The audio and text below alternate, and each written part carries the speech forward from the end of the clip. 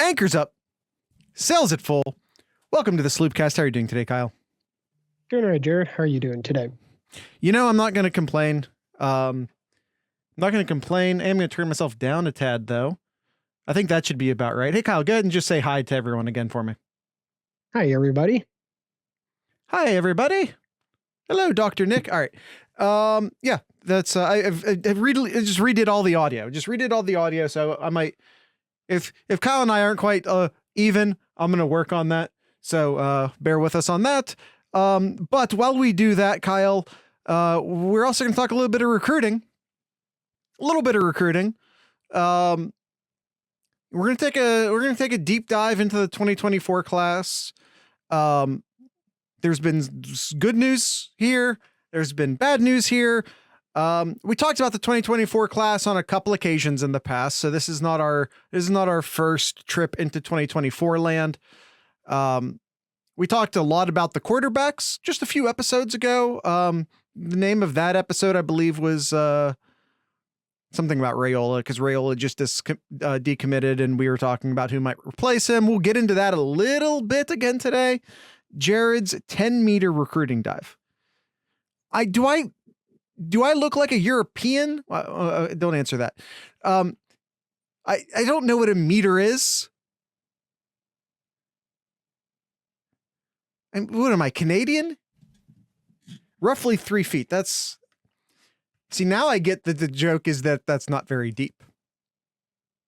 All right, Kyle, focus. I tell you to focus. I tell you to focus. That is literally what I just did. Kyle, where would you like to start? Let's just start with the current class here. Let's start with who's currently committed to this 2024 class. And that is 3 players. 3 states. We'll start with the hometown boy, Garrett Stover. He committed last November.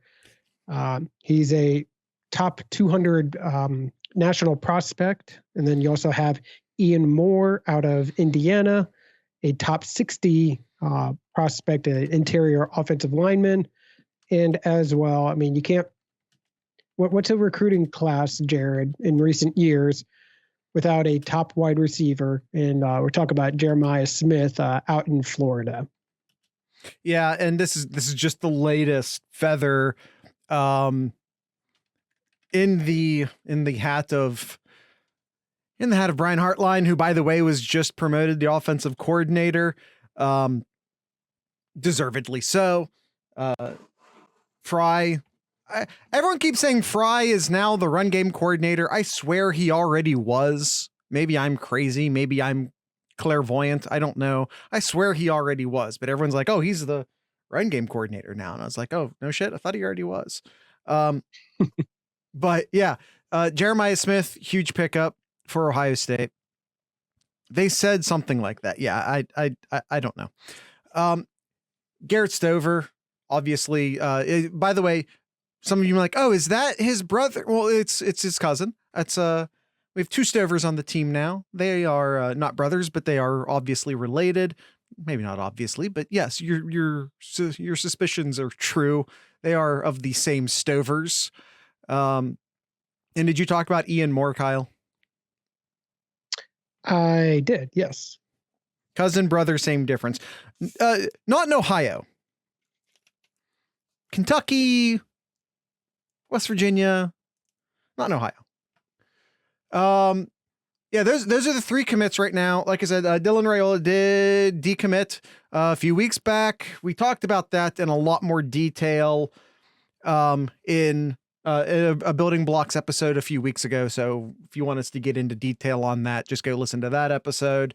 Let's take a look at some quarterbacks. However, let's look at some quarterbacks post Raiola. Where would you like to start here, Kyle? Well, I don't know. There's a lot of quarterbacks here to really look out here. We'll just start from the top here, Jared, in our list here. We'll talk about a recent decommit here, and that is Adrian Posse. Pose. It's either Posey or Posse. I don't know which one. But we'll go with I Posey. feel like both We'll go are. with Posey. I feel like both are. You could legitimately pronounce that either way. Something you know something about with your name. Yes. Yeah. So he recently decommitted from Auburn. He's a top 200 prospect, 15th quarterback in the 24/7 composite. Definitely a guy that I think Ohio State's going to look at here. He's out in Florida here. Sorry, I was getting my guys confused here real quick. Out in Florida here, and I think this is one quarterback that Ohio State is definitely keeping an eye out for. There's two interesting possible storylines in how this could possibly relate to Ohio State. One is that, I mean, he decommitted and he does hold an Ohio State offer. So, I mean, you don't need analysis on that one. Everyone understands exactly what all of that means, right? However, there is a possible more roundabout storyline here that could affect Ohio State. With Posse decommitting, Auburn is now without a quarterback in their class. And Ohio State and Auburn are currently in a recruiting battle for Air Noland, who is a quarterback out of Georgia. So this is either good news because Ohio State's going to get a quarterback they want in Posse, or do we recruit against Auburn for quarterbacks? In the age of NIL, nothing's off the table. Air Noland, I think the crystal balls have him going to Auburn right now. But you know, it's not like a bunch of them or super recent, but like I said, the decommitment of Posse could mean possibly that Posse's interested in Ohio State. Now he has an Ohio State offer, yada, yada, yada. But it also could be that Air Noland is heading to Auburn. Posse got word of that. And therefore, he doesn't want to be the second quarterback in the recruiting class. Therefore, so two possible storylines to watch there. Yep, absolutely. But man, that's a heck of a quarterback name, though. Air Noland. Yeah, that is a first class. By the way, we have another first class name a little bit later, down the show notes here, but we'll get to him later. Let's continue talking about the quarterbacks. Again, I don't want to go into super detail on these quarterbacks because we legitimately just did this a couple weeks ago. You can go listen to those. But just for the sake of name checking, Colin Hurley out of Jacksonville, Trinity Christian Academy, more specifically, Jaden Davis out of North Carolina, be a waste at Auburn. Yeah, no kidding. Jaden Davis is a quarterback that Ohio State was incredibly high on, and he was incredibly high on Ohio State, but just how things play out, Dylan Raiola just committed first. And therefore, things between Jaden Davis and Ohio State dried up. Jaden Davis, meanwhile, has a lot of Michigan buzz, a lot of Michigan tie right now.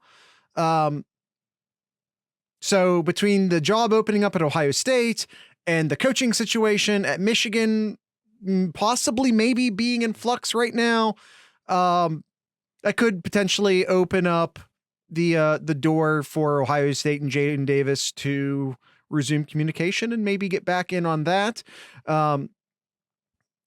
He is, of the quarterbacks we're talking about right now, easily the highest ranked. Kyle, where is he on that? It says here he is the third quarterback, 19th nationally. Yep. There is DJ, I'm going to say Lagway. If you look at the composite, he's a 5-star quarterback. He is currently committed to Florida, but it's early. That's all I'll say about that. Elijah Brown, from Santa Ana, California. Again, I am tempted to keep going into details on these guys. We did it a couple weeks ago. If you want more details on the quarterbacks, you can go listen to those episodes. Let's talk about some relatively new names. Kyle, I have two different sections in the notes here.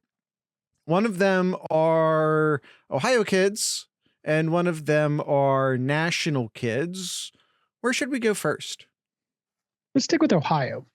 All right. Let's stick with Ohio here. This is a pretty deep Ohio class.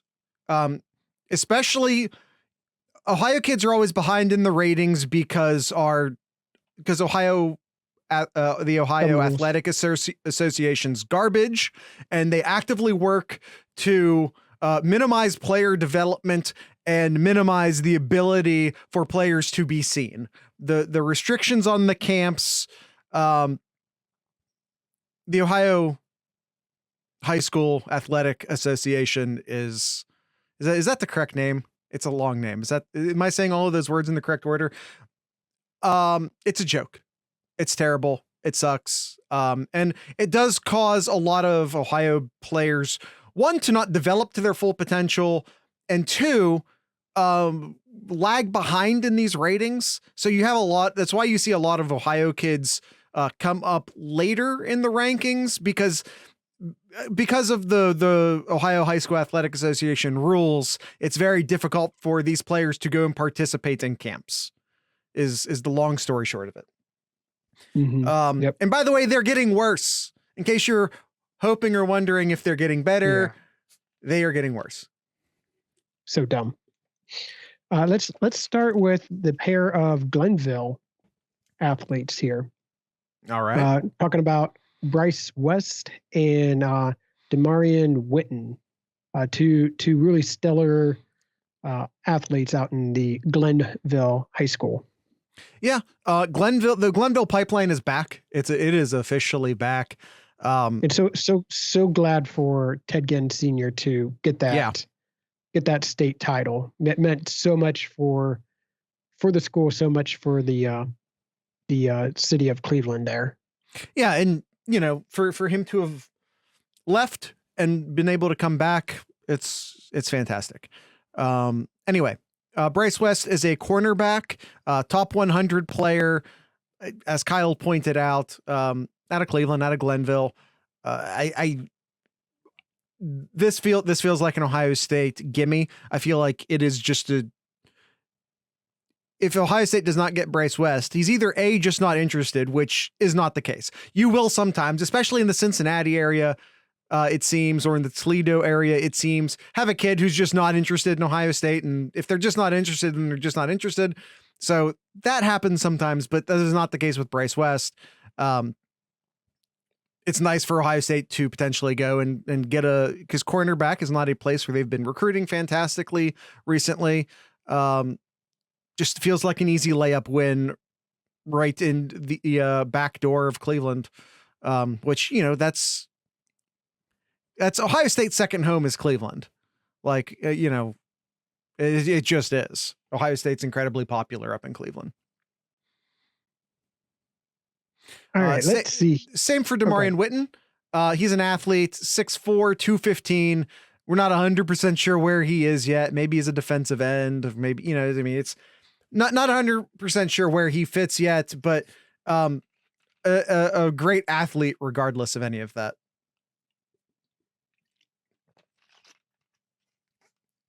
All right, I'm just going to go down the line here. We're going to start with just recent, I'm pretty sure recent offers to the Armstrong twins out in St. Edward. We've been talking about the Armstrong twins for a while. I guess it's fun to see like a pair of twins, and it's just like, hey everyone, look, there's the right side of the offensive line. Yeah, gangland. Yeah, St. Edward's does make freaks out there. Yes. Yeah. So, it's these are two guys that we've been talking about out of Lakewood, Ohio for a while. They officially got their offers. Feels like a slam dunk. There's a lot of good talent. There's a lot of good talent in the offensive line in Ohio this year, which is an absolute godsend. It's exactly what Ohio State needs. Some homegrown offensive line talent could go a long way for Ohio State right now. and you know, you know, I know that twins hate being like coupled together, but this does feel like a twofer deal. This is a buy one get one free offensive line sale at St. Edwards for Ohio State. Yeah. Until Fry can pick up 5-star tackles, I have at least one name to watch in the national scope on that. All right. We have to close on those two. I 100% agree, Spikes. That's you fuck up. This is a fuck up if you don't get these two guys. That or Ohio State maybe doesn't like their senior seasons and decides that, you know, sometimes Ohio State, sometimes things sour on Ohio State side. You also have to be like aware of that. But yeah, if Ohio State can't fuck this up. Yeah. Well, if we're going to stick with offensive linemen, I'll go down and talk about Tommy Ricard out in Hudson High School. Again, just like the two Armstrongs, not currently rated really high, but definitely watch out for those two and Tommy here to start moving up in the recruiting rankings. Yeah. Tommy, and then the other one is Mark Nav out in Central Catholic up in Toledo. Yeah. I don't know how to it's Nave, so I don't know if that's just straight up Nave or if it could be Nave. There's no accent on the 24/7 site, so I don't know, but yeah, if there was an accent. We try our best. There was an accent, no question. As is the rule. YouTube folks, especially, because y'all are the ones that like to roast us for getting names wrong. Don't tell us that we're saying a name wrong unless you're prepared to tell us how to say it right. I will take as a tradition unlike any other. It's one of our rules. Gangland, which rule is it? It's one of the we will mispronounce names. I forget what number rule it is, but it's in the Sloopcast rules. All I'm asking, sorry, what? Number 6, Jared. Number 6. All I'm asking, you can criticize us for saying names wrong. That's fine. That's fair if we're wrong. But help us be right. Don't just be like, y'all are dumb. You said the name wrong. Say, hey, you said the name wrong. You should pronounce it like this. It rhymes with this. Or spell it phonetically. You know, help us out. JT Tuimalau. Like how long it took us to get that one down. Man, and we tried to lean on JTT for a while until he came out and said, I don't like JTT. You can call me JT, but JTT doesn't make sense. And it's just like, shit, we can't say JTT anymore. All right, you'd think they would have phonetic spelling for these kids on the recruiting boards. I have literally asked for that. I've literally asked for that. All right, moving on because there's a lot of names here.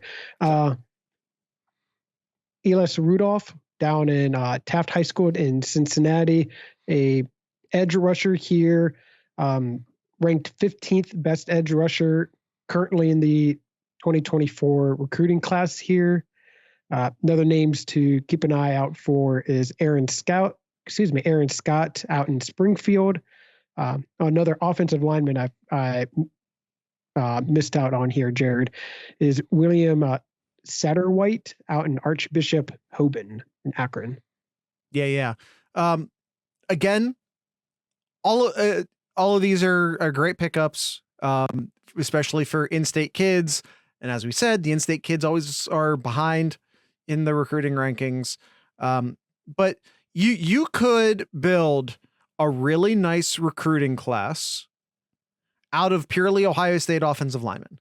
Now there is a, unfortunate reality that Michigan's already picked up a couple of them. But you move forward, and that's, things could change and guys can be flipped and coaching changes, but you have to acknowledge that Michigan's doing a really good job recruiting and developing offensive linemen right now. Like you can't, like I'm the first guy to be like, fuck Michigan, but reality is reality. They're doing better than Ohio State right now at recruiting and developing offensive linemen. Yeah. Weird how they got better at that when Warner left. So currently in the top 20, there's 3 Ohio kids currently committed to schools, and that's Stover to Ohio State, who's 6th. Tavion Galloway, tight end, out of Chillicothe, out committed to LSU, and then you have Luke Hamilton, the tackle from Avon, as Jared mentioned, is heading on up to the team up north. Yeah, and there's another offensive lineman that is leaning heavily towards Michigan as well. That would be Ben Roebuck. Yeah, out in St. Edwards. Yep, which is yep. Same. If you guys are taking notes at home, yeah, he is a teammate of the Armstrong twins, and he is a heavy Michigan lean right now. Yeah, and the last heavy Michigan lean is Brian Robinson out in Fitch High School out in Youngstown, who's a edge rusher who's heavily leaning towards Michigan as well. Yeah, the Michigan has been emboldened, and they are recruiting in the state of Ohio again, which they weren't doing for a long time for some reason, under Harbaugh. But they're back in the game starting 2024. One more Ohio kid to mention, Sam Williams Dixon, running back out of Millersburg, Ohio. I believe picked up an offer this week.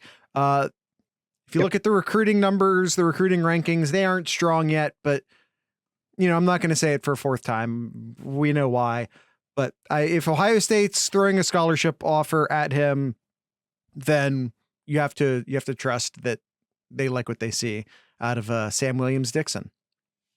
Mm-hmm.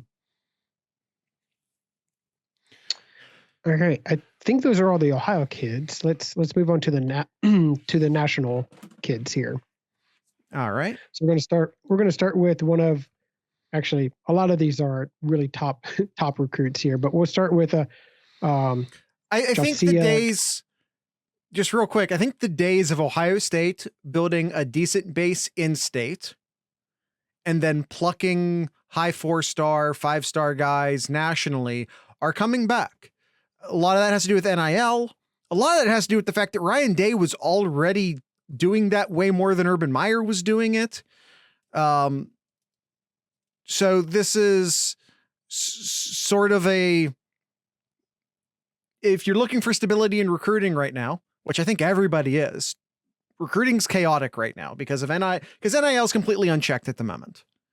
I am pro NIL. I am happy for the players to get NIL, but the NCAA is completely drop the ball as far as regulating it and enforcing the regulations they have.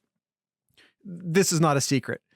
So if you're looking for some stability, look in your own backyard. And I think Ohio State's doing it right now. And I think it's smart. And it helps that the 2024 class in the state of Ohio is pretty damn strong. Mm-hmm. Yep. So the national ones here that Ohio State's targeting here is Josiah Trader, is a kid out in Hollywood, Florida. Wide receiver. One of the best out there, currently 11th best ranking and the 2nd best wide receiver, which Ohio State has the best one, if you just heard moments ago. And Kyle, what else do they share in common despite being the number 1 and number 2 wide receivers in the country? They're both in Florida. Keep zooming in. They're both 5 stars. Keep zooming in. Same high school, Kyle. Yes, they are same high school. Yep. The same quarterback. Spike says. I was looking at the location, and one said Opelika, Florida, and then this one said Hollywood, Florida. I'm like, what are you talking about here? Does it really? It does. Hollywood, yes. And no, both of mine say Hollywood. I don't know what you're looking at. Anyway, it doesn't matter. Yeah. they are both. That is weird that it says something different there. We'll have to talk about. We'll have to. Austin's not here. Austin's in that general area of the country. We'll have to ask him why that is like that. But yeah, both out of Madonna Prep in Florida. For what it's worth, Trader I think is already a heavy Ohio State lean. The fact that his teammates has already committed to Ohio State doesn't hurt. Doesn't hurt. Trader's a heavy Ohio State lean. I feel pretty good about Josiah Trader ending up with Ohio State. All right. It's us and A&M for Trader, Gangland says. Yeah. But I still feel good. Mm-hmm. Elijah Rushing. Talking about names that fits right with their position. Now, hold on. Don't say anything. Chat. What position does Elijah Rushing play? Let's see if they respond. Let's see if they're brave enough to respond. D-end. Spikes is typing. No pressure, Spikes. I'm waiting on you. No pressure. No pressure. Rusher. DE. Yep. Elijah Rushing. By the way, I was expecting at least one of you to say running back. I'm a little bit disappointed because you could have been either. With a name like Elijah Rushing, you could be a defensive end or a running back, and it's like all name. And he's an edge rusher, so we're good. I know you were fishing for running back. Yeah, that's fair, because I was absolutely doing that. I was trying to set someone up so I could not so fast them, but y'all are too quick. Felt like a trap. Yeah, you're right. I underestimated you guys, and I apologize. But yeah, Elijah Rushing, top, according to the 24/7 Sports proper rankings, top pass rusher in the 2024 class. The composite has him at third. He's out of Tucson, Arizona, a place that Ohio State has had good recruiting success in as of late. That being said, it feels like some Pac-12 teams, some of whom are future Big Ten teams, are sort of on the way back. So sniping kids out of California and Arizona is going to get a little bit tougher. Is Arizona becoming a new pipeline? Maybe. But again, like USC, UCLA, Oregon, Washington becoming, good, consistent, long-term programs is going to hurt Ohio State's chances in that area. Or at least they could hurt Ohio State's chances in that area. It's yet to be seen. It definitely will be on the offensive side. I feel like if you're a West Coast player who's an offensive juggernaut, it's going to be really hard not to look at USC. If you're a defensive player, maybe. And of course, when we're talking nationally, Jared, there's always that player, at least a player out in IMG Academy. Yeah. Here we're talking about defensive lineman David Stone, top 10, both in the proper and composite over at 24/7 Sports. Yeah. Ohio State obviously has a good track record at IMG. If you're a top program in the country, you have to have a good track record at IMG. You have to. But yeah, as Kyle points out, he's a defensive. They just have him marked as a defensive lineman, which typically means he's either a big defensive end or a small 3-tech is typically what that means. But one of the top players in the country, 6'4", 270. So, maybe he's a 3-tech defensive end. Maybe he's a a 3-tech defensive tackle. Maybe he's a strong side defensive end. It just, kind of depends upon your system and how he performs. Yep. All right. Sticking with the state of Florida here, out in Tampa, Solomon Williams. Here's another defensive end here. Not really recruited. Not really ranked high in the 24/7 composite. But he got the Ohio State offer. A guy that Ohio State likes. Yeah, he got the Ohio State offer. So We need Florida defensive backs. We just need defensive backs. There's literally nothing magic about the water in Florida that makes better defensive backs. I know they have like a competitive 7-on-7, and that helps to develop a lot of talent, and Ohio refuses to do it because the Ohio Athletic Association sucks. But there's literally nothing magic about the water in Florida. You just need to go get your best defensive back talent you can get, period. I don't care if they're from California. I don't care if they're from Cleveland. I don't care if they're from Arizona, Alabama, Texas. I don't care. Mm-hmm. They do get to play all year round. Yeah, they do. Yep, they do. All right. Darian Mayo out in Maryland here. Another edge rusher here.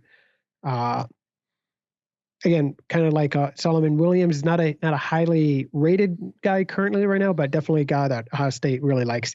Really big, really tall guy, 6'7", 247. Definitely a guy that can really disrupt the quarterback with his wingspan. That's an insanely tall defensive end. That's an insanely tall defensive end. That's my analysis. That's what I got, Kyle. All right, let's see. Just going to name the last two here. Danny Okoye. For some reason, I keep wanting to think of the former Chiefs running back, Christian Okoye. Yeah. I don't know if they're related. I'm not sure if they're related or not. No idea.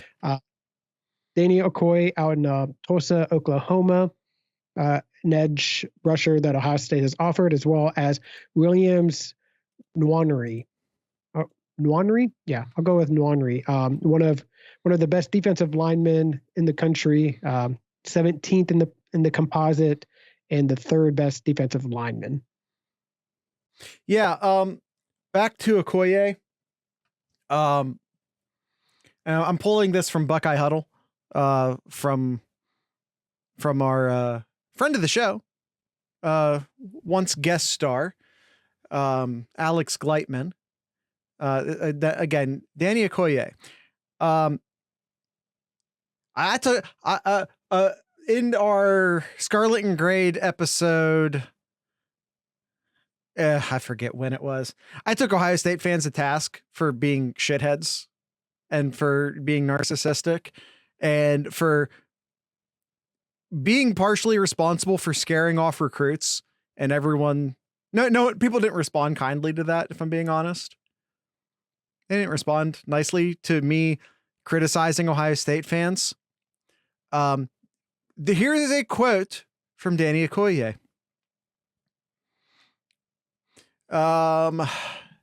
Talking offer did note something interesting. Quote, "It's cool, but their fan base is eh." Now, as a direct quote from Danny Okoye, it might be your first instinct to be defensive and be like, well, fuck him. Well, you gotta just be mad at Danny Okoye for saying that. I mean, most places are like that. Well, Danny Okoye seemed to very specifically point out Ohio State. And by the way, I don't have this article in front of me, so you can go to the Dispatch and read it yourself. Henderson was greatly affected and almost transferred because of people being shitty to him and saying shitty things about him on Twitter. Mm-hmm. And Okoye is also responding to what he is seeing on Twitter. And y'all who are going out there and acting like dickheads towards players on Twitter, you are chasing away recruits, and you're also chasing away players who are already on the damn team. So when you're harassing current players because they didn't do the exact thing the way you thought they should have done it, and by the way, Henderson was hurt. Are we talking about Trey now? I'm talking about Trey, but I'm also talking about Danny Okoye, and I'm also talking about some other recruits who may or may not have decommitted partially because of the fan base. Or committed elsewhere because of the fan base. Y'all who are going out there and being like, Trey Henderson sucks. Fuck Trey Henderson. Not knowing that he had, it was plantar fasciitis, I believe he had, but you're just out there shit talking him on Twitter. Not only does Henderson see that, so do the recruits. And by the way, when you're out there calling for Coach Day's job and putting Coach Day's job, at least within the eyes of young, impressionable teenagers on Twitter, putting his job in danger, you're destabilizing the perception of the program, and you're making the fan base look bad. And they're saying, gee, do I want to go play for that fan base where if I miss a tackle, everyone's going to shit talk me on Twitter for the rest of the year? So we don't kick people out of the Discord too often, not like actual fans. We kick bots out of the Discord. We spammers out of the Discord. We kick sometimes like trolls from other fan bases in the Discord. We kick those people out. But of like people who actually show up and are actual Buckeye fans and want to be a part of the Discord community, the number one reason we kick people out is because they shit talk players. It's in our Discord rules that you're not allowed to shit talk the players. You can criticize them. There's a difference between a fair criticism and being a belligerent asshole. The number one reason we kick actual, like, potential members of the Discord community out of the Discord community is because they're being an asshole towards players. We don't tolerate it. And I would have thought, I would have hoped that the Harry Miller story would have helped right some boats in that situation. I guess fucking not. The 1% of you who are assholes are hurting the program. You're hurting the program with your fucking actions, with your words, with your social media presence. You're hurting the program. You are hurting the thing you love. All right, let's get back to talking about the players here, Jared. They needed to hear it, Kyle. They needed to hear it. I know. Danny Okoye, you may look at you may look and like, oh, he's not even ranked. Why the heck is he why is Ohio State looking after him? Well, I'll tell you, with Ohio State giving him an offer, that is his 25th Division I offer. He's been getting a lot of them recently, including some, if I'm looking real quick here, including Alabama, Miami, TCU, Michigan. He's getting offers from the big time universities as well too. And then if you look at another site here, they have him as one of a top 200, around 100 in their recruiting class as well too. So this might be the gym in the desert there, Jared. Gem in the desert. Or the diamond in the rough. Okay. Listen, however you want to word it. Deserts are also rough. I'll take it. I mean, it's a sand trap, right? Mixed golf analogies. I like it. And we already talked about the Missouri defensive lineman. Yeah, I mentioned him. Okay. Yeah, one of the best in the country there. I mean, if you're Ohio State, you got to offer. You just got to offer. So. Yeah, for sure.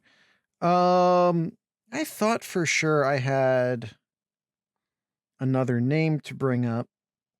Maybe I'm crazy. Did I just not put him in the notes? Am I crazy? Am I stupid? Anyway, We move forward. That's what we do. We move forward. Those are just some of the names. There are a bunch more names. It's super early in the process. Ohio State is throwing some scholarships out there. They're refocusing in on the state of Ohio, which again is not a new thing necessarily. Ryan Day has been way more Ohio focused in his recruiting than Urban Meyer ever was, which is ironic because Ryan Day is the one that's labeled like not the Ohio guy, but he is recruiting the state harder than Urban Meyer ever did. Yes. And it seems, at least early in this 2024 class, that they are doubling down on that. They're going to double down on the state of Ohio. And of course, like I already said, the fact that this is a pretty good Ohio class is obviously incredibly helpful with that situation. Kyle, anything else? Do you have anything else you want to cover recruiting wise? I think that's good. I think that's a good way to tip your toes into the water here. Get to know some names here, both in state, some out of state here. I think this is a good start here for our listeners. Yeah. Probably notable. I don't know if this counts as, I guess it counts as recruiting. Defensive back Jaheim Singletary, which if you've been following Ohio State recruiting, was once committed to Ohio State, ended up committing to Georgia instead, has entered the transfer portal. I don't know what if the relationship was maintained through that decommitment or not. But we'll see if Ohio State would love to have his talent. Again, I don't know how things went after the decommitment as far as if there's still an open line of communication or not. Sometimes those breakups go okay and sometimes they don't. Also leaving Georgia is offensive tackle Jacob Hood, also entering the transfer portal. I do know that there was a tragic event this past weekend regarding an offensive lineman in Georgia who was he was killed in an automobile accident. So I don't know if or how that affects Jacob Hood. But I don't know because it's quite frankly not important right now. Obviously there's, two people lost their lives and that's way more important. And I'm sure everyone at Georgia will worry about the football portion of that further down the road. But obviously there's that the equation has changed as far as the offensive lineman at Georgia goes. So, but two potential names to keep an eye on. Georgia loses two players in the positions, Singletary and Hood. That is, I don't just wanted to point out, I'm talking about Singletary and Hood. I'm not referring to losing a player in regards to the young man who lost his life. I just want to make sure everyone knows I wasn't being like that trite about someone dying. But Hood and Singletary currently in the portal, two positions that Ohio State needs to address the most. I don't think they had much of a relationship with Hood, but they absolutely had a relationship with Singletary during the recruiting process. So a couple guys to keep an eye on, as I'm sure Ohio State has already reached out to see if they're interested or not. And before, I think we'll kick over into Kyle's corner here next. But before I say that, yes, CJ Stroud has not declared for the to the NFL draft yet. No, I don't think it means anything. No, I don't think he's coming back to Ohio State. Yes, I am still completely sure he is going to the NFL draft.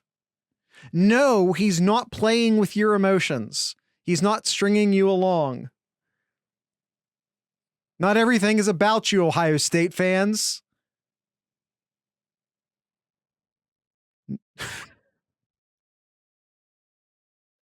Not every liked tweet, not every timeline is a coded message to Ohio State fans.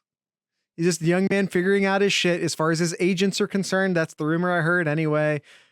It's fine. It's not about you, Ohio State fans. It's not about you. He's not coming back.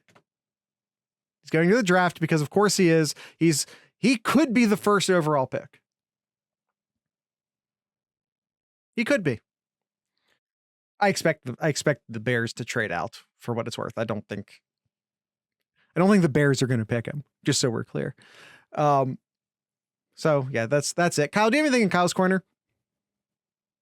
We have 3 Buckeyes heading to the, as of right now, we have 3 Buckeyes heading to this year's Senior Bowl.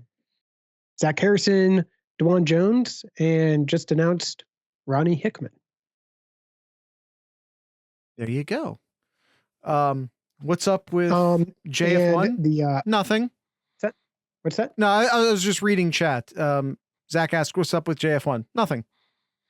No, I'm just saying I don't think the Bears will. I think the Bears are going to trade out. That's all I mean. I don't think the Bears want the quarterback, but I do think a quarterback will get picked overall number 1 because I expect the Bears to trade out. That's all I meant. Yep. And the basketball team is just, sucking. Why does it's been a terrible January for them. I feel like every January. I feel like this is just deja vu almost every year. January. No, so the new year comes around. Deja vu is the phenomenon of thinking you've seen this before, but you actually haven't. This isn't deja vu. This is a fucking pattern. This is just a pattern. It has been 2 full weeks without an Ohio State win. 2 weeks. But Kyle, I'm sure they played amazing competition every single one of those games, right? They played Rutgers. Forget Rutgers. But I'll give Rutgers credit. They did. Rutgers isn't bad. It's the previous loss, Minnesota. That was an embarrassment. That was terrible. That's an embarrassment. You don't awful. There's no energy. There's no energy in this team that I've seen in recent games. Not enough hustle going on. Defense is kind of at times feels like just minimum effort here. It's just utter crap. And all of these games have been winnable. Like they lost by 4 points to Rutgers, 3 to Minnesota. They should have won. They lost by 7 to Maryland. They lost by 2 to Purdue there. The games they should have won, but they just flat out just been crap. Absolute crap. I've been a Holtman supporter and a Holtman apologist for a long time. I don't see this team improving. Not what I've seen the past 4 games here. No, it's just not. Yeah. I did see that Alabama news. Alabama basketball player arrested, charged. Was he actually charged? Okay, he's charged. Yeah, he's charged. Okay. Yeah, I don't know anything about it. I'm not going to speak on it. That news popped like right before we started recording. I don't know anything about it. I'm not going to speak on it, but if they actually charged him, that probably means they have something, but that doesn't mean he did it either. That's an incredibly vague take on that because I don't know anything about it. Mm-hmm. Sorry to interrupt. No, it's fine. It's breaking news. So their next 2 games here. Wednesday, they on the road to Nebraska, and then home against Iowa this Saturday. It doesn't get easy. It doesn't get easy. You got to find wins here. You got to find wins because, like, what's their signature win so far this year? I don't know if you can have it. Their signature wins are some really nice. Win here. Kyle, their signature wins are some really nice losses. They've had some really nice losses this year. Yeah. That is Had a really good loss to Purdue. Nice loss to UNC. A Really nice loss Purdue. to UNC. Yeah. Yeah. It's kind of like being one of the Mississippi schools in football, where their best wins are their losses.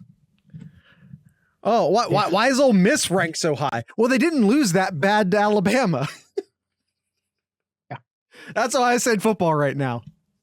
We're fucking Ole Miss. Yeah. All right. That's it. That's all I got. Quality losses. Thank you, Zach. That's the phrase. Yeah. First off, so yeah, we're going into plugs here. I just want to welcome Kyle back. Kyle took a few episodes off. He was on assignment. Everyone say hi to Kyle. Welcome Kyle back. Everyone in the YouTube comments, just say hi, Kyle. And if you know, you know. So if you know, don't guess. In fact, I only want the most wrong, ridiculous answers you have in the YouTube comments. Why was Kyle gone for several episodes? Again, I am not looking for accuracy here. I am looking for comedy. I want the goofiest explanations you have in the YouTube comments about why Kyle missed the last several episodes. So that's what I want you to put in the YouTube comments this week. Kyle, we're gonna, Austin and I accidentally started a thing where we're going to prompt the YouTube people to leave comments with a question. He was binging Zach, the YouTube comments, not the Discord comments, the YouTube comments. Yeah. So discord.thesloopcast.com. We're a fun community. We don't allow you to shit talk players. So if that sounds like the type of thing that you want to do, don't join.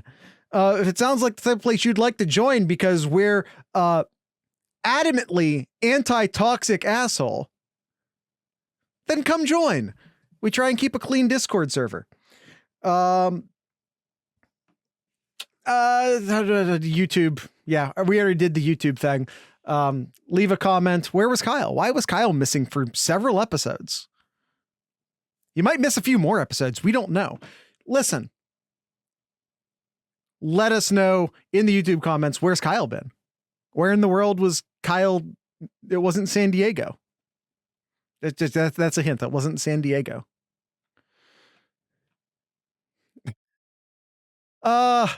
Tonight's ending music will be brought to you by the Dopamines. They're a punk band out of Cincinnati, I believe. So I'll give coordinates. You don't have the coordinates. You could get, Gangline, I know you could get coordinates at least somewhat accurate to my house. You know, like the state for Kyle. I dare you to get within 40 miles. 30 miles. 30 miles. All right. That's it. That's the end of the show. Why do you say, oh shit, Spikes? First off, I haven't looked at those coordinates yet. They're not accurate. It's probably a generic coordinate. I don't care.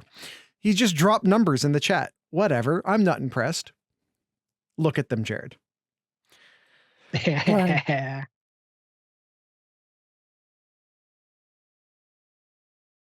I'm looking at them. That's out in Nevada. It's out in Nevada, Jared. I saved you some time. Nevada. Oh, okay. Is it Area 51 or something? It's an unmarked area. It's Area 51, isn't it? Yeah. Yeah, I believe that is Area 51. All right. No. Of all the people in the Discord server, Kyle is only the second, maybe third most likely to be at Area 51. So with all that being said, once again, the Dopamines. So with all that being said, I'd like to encourage everyone to drink local beer, listen to local music, of course, support local podcasters. Once again, punk band out of the Cincinnati area. They're called Dopamines.